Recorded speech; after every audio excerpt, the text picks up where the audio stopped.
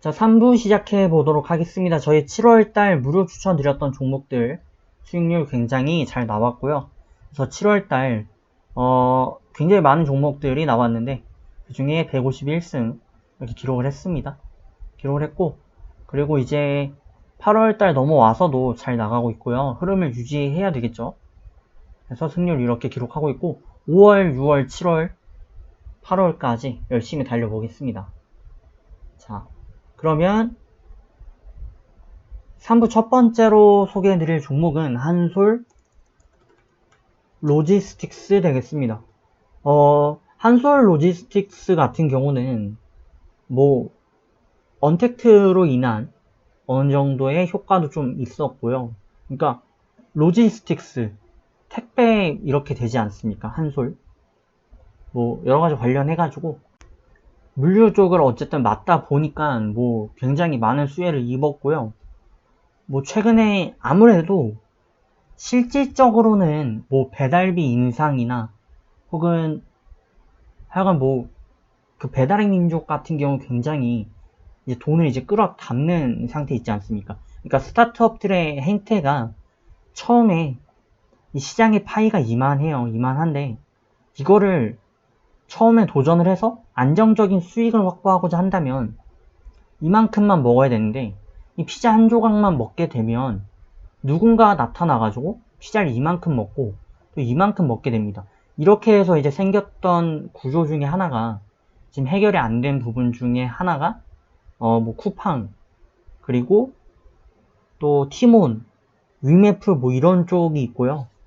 그러다 보니까 좀 빠르게 확장하려는 욕심에 배달의 민족 같은 경우는 그냥 다 먹어버렸어요. 처음부터. 그래서 처음부터 다 먹으려면 어떻게 해야 될까요? 굉장히 파격적인 제안을 해야 되겠죠. 이 피자를 2,000원에 팔았는데 이거 1,000원에 파는 거죠.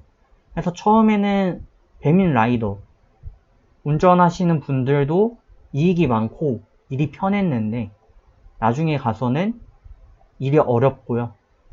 그리고 수익 나는 구조도 어려워지고 식당 하시는 분들은 또 처음에는 공짜 홍보를 했는데 나중에는 이제 깃발 꽂기 경쟁이 돼가지고 사실상 광고료를 많이 낼수록 많이 팔게 되는 구조.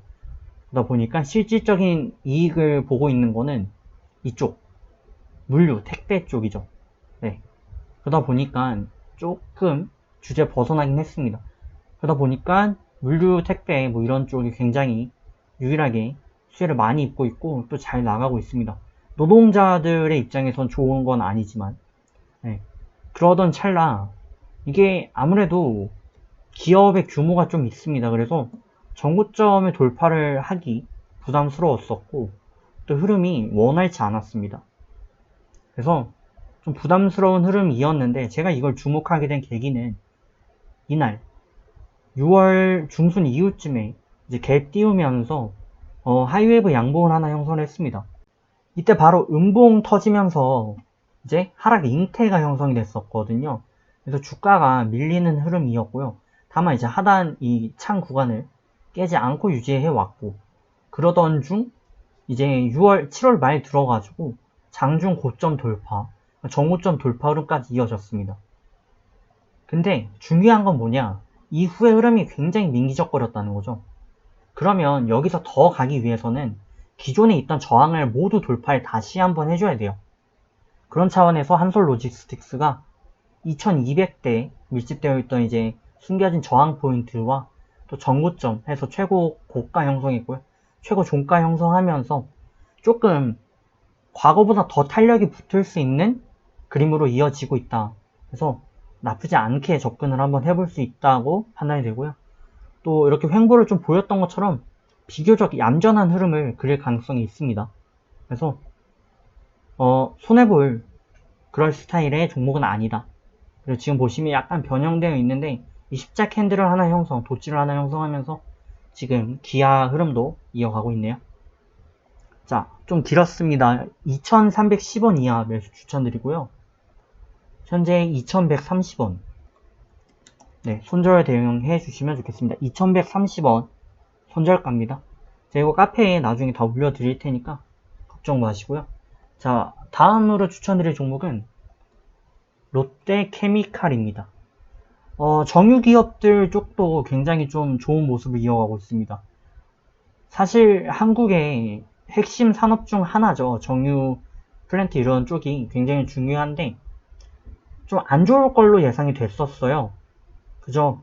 안 좋을 것으로 보였지만 롯데케미칼이 흑자 전환했다는 공시가 형성이 됐고요. 또 무엇보다 이제 판매량은 뭐 감소한 부분이 있다고 합니다.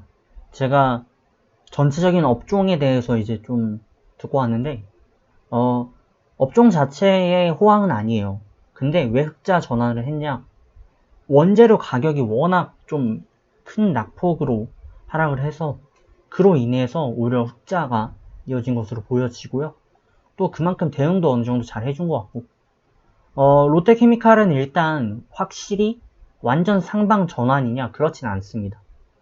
보시면 굉장히 좀 단순한 3산 차트를 형성하고 있고 이렇게 머리 어깨 차트를 형성하는 헤드앤숄더 이후에 흐름이 받쳐주지 못하면서 쭉 밀려왔습니다. 그래서 바닥권을 정확히 잡았어요. 16만 5천 정도? 이 부근에서만 바닥을 확실히 형성을 했었고요. 천장에 대한 인식은 별로 없었습니다. 네, 그러던 중에 62평, 마지막 이탈했던 지지라인 62평에 대한 저항, 이거를 돌파한 채로 처음 마감했습니다, 오늘.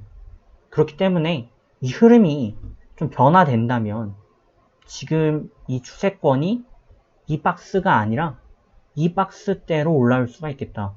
그래서 그렇게 된다면 지금 여기서 20만대 초중반까지 한번 기대를 해볼 수 있는 최소한의 반등폭이 기대가 되죠. 네, 그런 차원에서 기술적 접근을 한번 추천드려보고 현재 19만원입니다. 네, 그 이하로 매수를 노려주시면 좋겠고 17만 4천원 손절 대응을 이어보시면 좋겠습니다. 자, 이렇게 해서 3부 마감해 보도록 하겠고요.